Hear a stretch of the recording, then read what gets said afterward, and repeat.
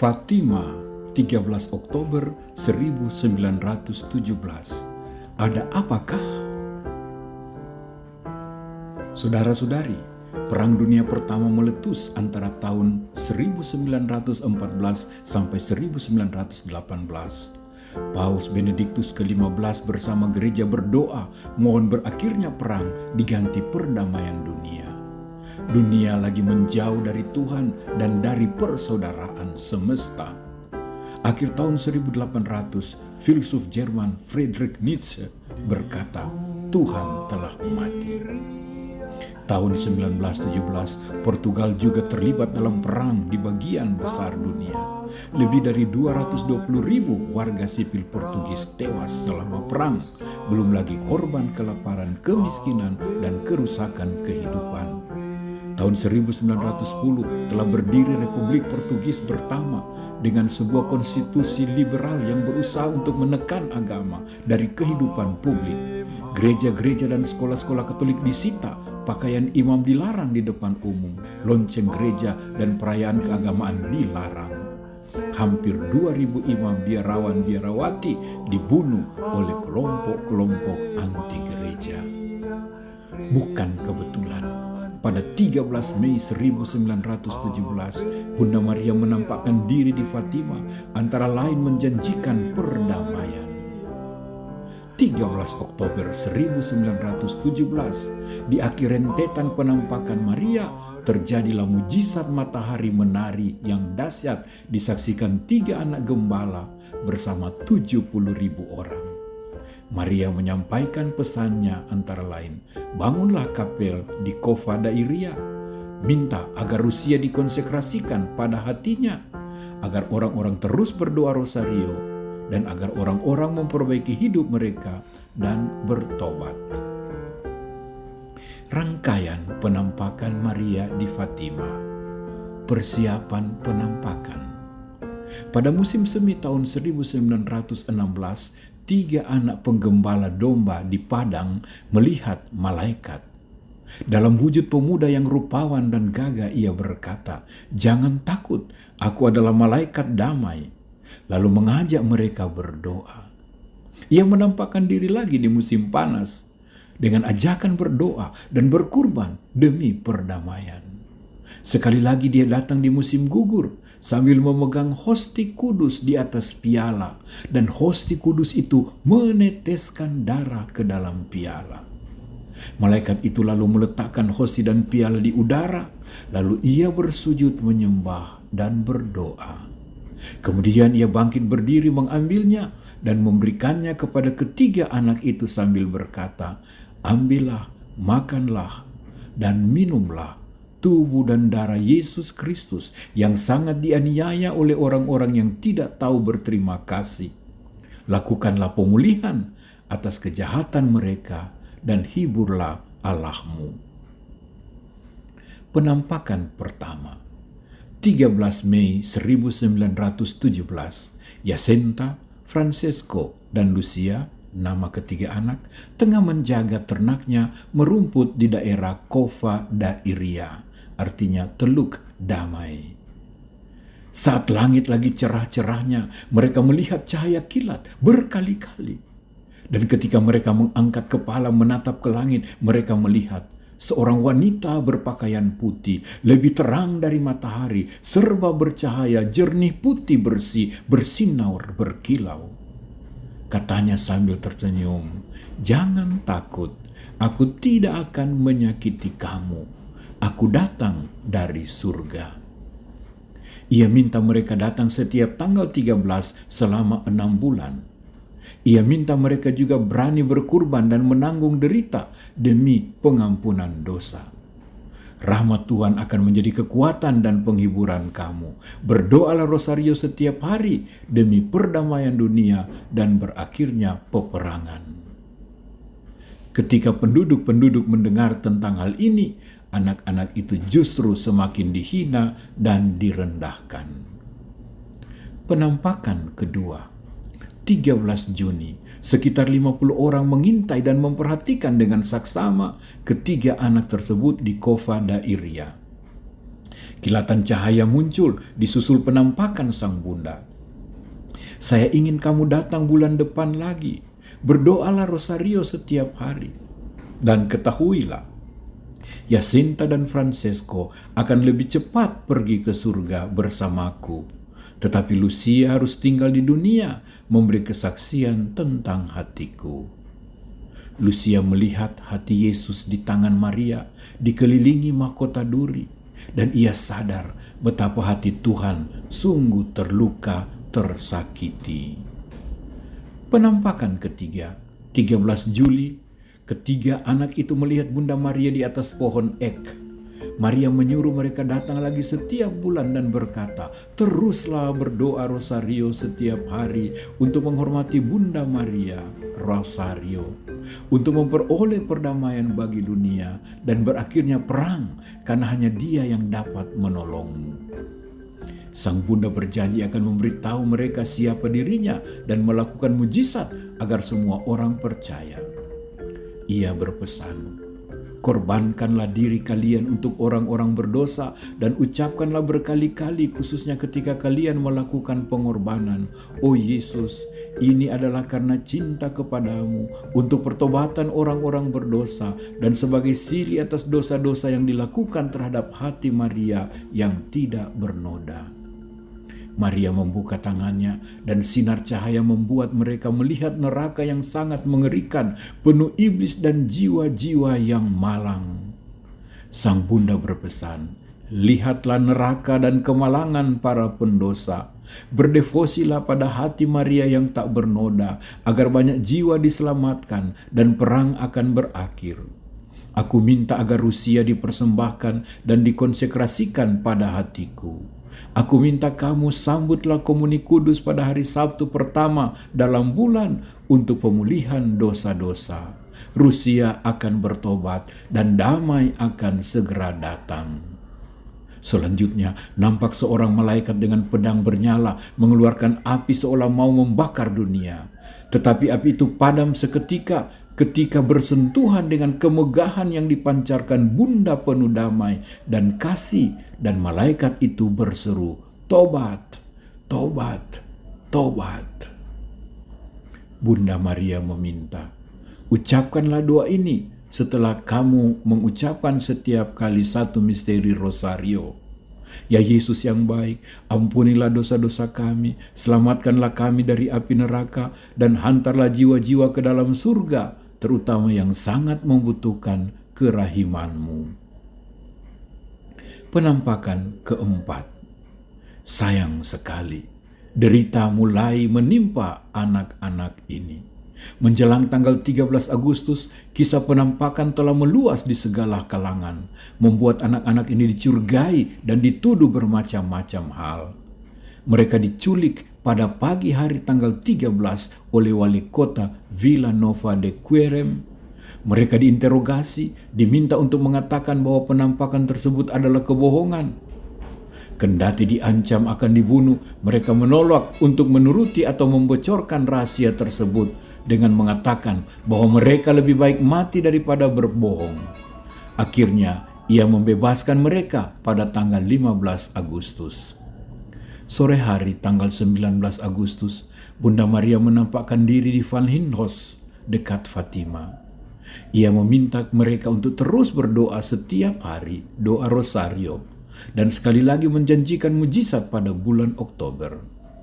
Dan dengan wajah sangat sedih, Bunda Maria berkata, berdoalah, berdoalah dengan sungguh-sungguh, dan berkorbanlah bagi para pendosa. Karena banyak jiwa yang akan masuk neraka, karena tidak ada yang mau berkorban dan mendoakan mereka. Ketiga anak ini memahami permintaan Bunda. Mereka pun setia berdoa rosario setiap hari, bahkan berjam-jam bersujud di atas tanah. Mereka berpuasa dengan tidak minum air di musim panas dan berbagi makanan minuman dengan orang-orang miskin. Penampakan kelima, tanggal 13 September, lebih banyak lagi orang yang berkumpul di Fatima, datang dari mana saja. Setelah kilatan cahaya seperti biasa, mereka melihat Maria di pohon ek. Ia berkata, Teruslah berdoa rosario agar perang segera berakhir. Pada bulan Oktober Tuhan kita akan datang. Begitu pula Bunda Maria yang berduka cita dan Bunda Maria dari Gunung Karmel. Santo Yosef akan muncul bersama kanak-kanak Yesus untuk memberkati dunia. Tuhan berkenan akan pengorbananmu.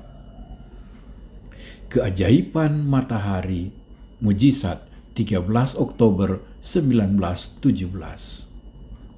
Akibat berita-berita negatif dan meremehkan kisah penampakan dan janji mujizat pada 13 Oktober, makin banyak orang percaya maupun orang tidak percaya tertarik datang ke Cova da Iria. Dini hari 13 Oktober, badai dahsyat menghantam Fatima. Banyak peziarah berjalan kaki sambil berdoa rosario dan menyemut di Cova da Iria. Menjelang tengah hari, hujan lebat terus tercurah, lumpur sampai setinggi mata kaki. Bunda itu datang dan dia berkata, "Saya ingin sebuah kapel dibangun di sini. Saya adalah Bunda Rosario." Teruslah berdoa rosario setiap hari. Perang akan berakhir, para prajurit akan kembali ke rumah mereka.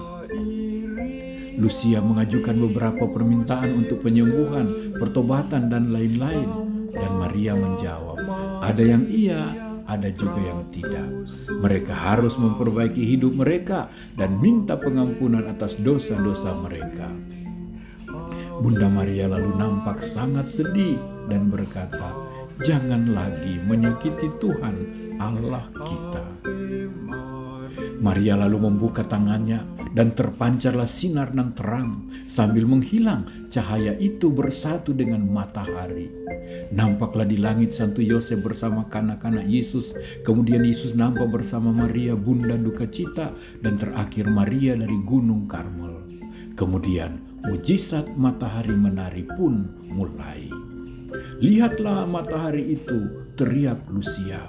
Semua orang memandang ke matahari. Nampak di langit matahari. Matahari itu berputar dan berkelok-kelok seolah bernari dan berdansa, memancarkan warna-warni ke seluruh kerumunan. Saat dia mulai turun mengarah ke bumi, ia meluncur begitu cepat menuju bumi lalu tertahan tiba-tiba. 70.000 orang yang terkumpul berteriak histeris ketakutan. Mereka berpikir kiamat sudah dekat. Setelah sekitar 10 menit, matahari kembali ke langit. Kemudian angin menderu mulai bertiup kencang. Namun heran, dedaunan di pepohonan tetap diam tak bergerak. Tiba-tiba orang memandang tubuh mereka yang basah kuyup dengan pakaian yang serba basah. Karena hujan, tiba-tiba telah menjadi kering dan pakaian mereka bersih dan tanah becek benar-benar hilang menjadi tanah kering biasa. Kejadian di Cova da Iria ini terlihat juga di jarak sejauh 25 mil dan ini membuktikan bahwa begitu banyak orang di luar Fatima telah ikut menyaksikan kejadian tersebut. Orang-orang lalu menyadari di antara mereka terjadi banyak penyembuhan fisik bagi orang buta dan lumpuh di antara mereka. Dan orang-orang pun mencari imam, mengaku dosa dan bertobat, dan membangun komitmen pembaharuan diri. Saudara-saudari, sesudah penampakan ini, Jacinta dan Francesco jatuh sakit akibat pandemi influenza pada musim gugur tahun 1918. Kesehatan Francesco memburuk, tetapi ia menerima semua sakit dan derita bahkan kematian dengan tabah, penuh doa dan tapa. Tanggal 4 April 1919, ia menerima viatikum, komuni kudus, lalu wafat. Jacinta harus terbaring di tempat tidurnya selama berbulan-bulan. Penyakit demi penyakit menimpa dia. 2 tulang rusuknya harus diangkat, operasi besar dengan luka besar. Dia sangat menderita. Sesuai janji pada Maria, ia menerima semuanya dengan tabah dan rela berkurban demi perdamaian dunia dan bertobatnya orang-orang berdosa. 20 Februari 1920, ia mengaku dosanya di malam hari. Pastor mendengarkan pengakuan dosanya dan dia bersikeras menunggu sampai besok pagi untuk menerima komuni kudus. Namun, sesuai janji Bunda Maria, ia meninggal sendirian di rumah sakit malam itu juga. Refleksi kita masa kini. Saudara, di salah satu penampakan Maria menunjukkan neraka, mengerikan dan menyedihkan. Dosa, kekerasan hati manusia, penolakan Tuhan dan kasih-Nya membuat neraka dipenuhi jiwa-jiwa malang. Mujizat Fatima mengajak kita pada pertobatan. Apakah kita berani dan tegas menolak dosa, melawan bujukan iblis dan berbakti pada Tuhan? Lebih lagi, apa kita juga berdoa dan bermati raga bagi bertobatnya orang-orang berdosa? Apakah kita ikut menjawab permintaan Bunda Maria Fatima? Fatima adalah sebuah alarm, sebuah lonceng peringatan. Kita dipanggil menjadi kudus seperti Bapa. Kita dipanggil peduli dan berdoa serta bertapa, bahkan menjadi pengantara doa bagi yang lain. Karena tujuan hidup kita bersama adalah surga. Tak ada orang yang mencapai surga sendirian. Alarm ini makin nyaring saat ini ketika dunia kian tak peduli akan hal-hal ilahi dan surgawi, akan akibat dan pengaruh dosa serta ketidakpedulian akan Allah dan sesama. Alarm ini juga menunjukkan pentingnya dan kuatnya doa rosario, sakramen ekaristi, dan sakramen tobat. Saudara-saudariku, jika kita memperhatikan dengan saksama, kita akan melihat bahwa wajah Jacinta, Francesco, dan Lucia kelihatan tidak gembira, tidak happy, bahkan terkesan jelek. Mengapa? Para saksi mata memberi kesaksian sejak penampakan neraka dengan iblis dan jiwa-jiwa sengsara yang mereka lihat. Ketiga anak ini nyaris tidak bisa senyum lagi. Karena kegentaran dan kengerian neraka begitu memenuhi mereka, sehingga mereka nampak sedih, dan itu pula yang membuat mereka rajin, setia pada jawabannya mereka pada Bunda untuk berdoa, untuk berkorban bagi jiwa-jiwa, bagi orang-orang berdosa, dan bagi terciptanya perdamaian dunia. Saudara, pernahkah wajahmu, hatimu sedih oleh dosa-dosamu? Oleh dosa sesamamu, keluargamu, sahabat karibmu, dan orang-orang yang kau kagumi? Jangan menyakiti Tuhan dengan dosamu. Jangan. Tuhan telah sangat tersakiti sejak Adam dan Hawa, Sodom dan Gomora, bangsa pilihan, para nabi pilihan, dan kita saat ini. Jangan meremehkan dosa, jangan meremehkan iblis, jangan berkompromi dan menjalin kontak dengan iblis. Cukup, kata Maria yang menginjak kepala ular. Akankah kita berkeras hati? Akankah kita berkompromi dengan iblis, dengan kejahatan? Saudara, mengapa mujizat matahari? Mengapa terang benderang? Maria meyakinkan kita terang akan menang atas kegelapan. Cahaya lembut matanya akan membebaskan anak-anak Maria dari kobaran api neraka. Dan kehadiran putranya matahari yang tak kunjung padam bersama Bapa Yosef penjaga dan pemelihara meyakinkan kita akan hari kemenangan, seperti Rusia bertobat, seperti perang dunia berakhir. Akankah kita seperti Francesco dan Jacinta mendapat dan menemukan janji Bunda berada bersamanya di surga? Terang telah datang, terang telah menang. Mujizat 13 Oktober Fatima membuat orang mengubah persepsinya tentang Tuhan. Tuhan ada, kendati manusia menolak atau menyangkal. Tuhan ada, tidak mati. Bahkan bagi manusia yang meninggalkannya, Tuhan mau datang. Tuhan tetap berada dengan tawaran kasih penyelamatannya. Saudara, ingatkah kita akan surga? Akan neraka? Lalu berupaya sungguh-sungguh memilih surga dan menjauhkan diri tanpa kompromi dengan apa saja yang menjuruskan kita ke neraka? Lanjutkanlah doa rosariomu. Sertailah dengan tapa, korban, dan mati raga, dengan pantang dan puasa. Ambillah waktu untuk mendoakan dirimu sendiri, agar berada dalam jalan yang benar. Ambillah waktu berdoa bermati raga untuk saudara-saudarimu, untuk pemimpin gereja dan dunia, untuk mereka yang sangat membutuhkan kerahiman Tuhan. Fatima, ingatkan, neraka ada, tapi Tuhan selalu ada. Pilihlah mati atau hidup, kutuk atau berkat, kualat atau selamat. Ratu Rosari Suci Santa Perawan Maria, tobatkanlah kami, damaikanlah kami, selamatkanlah kami. Amin.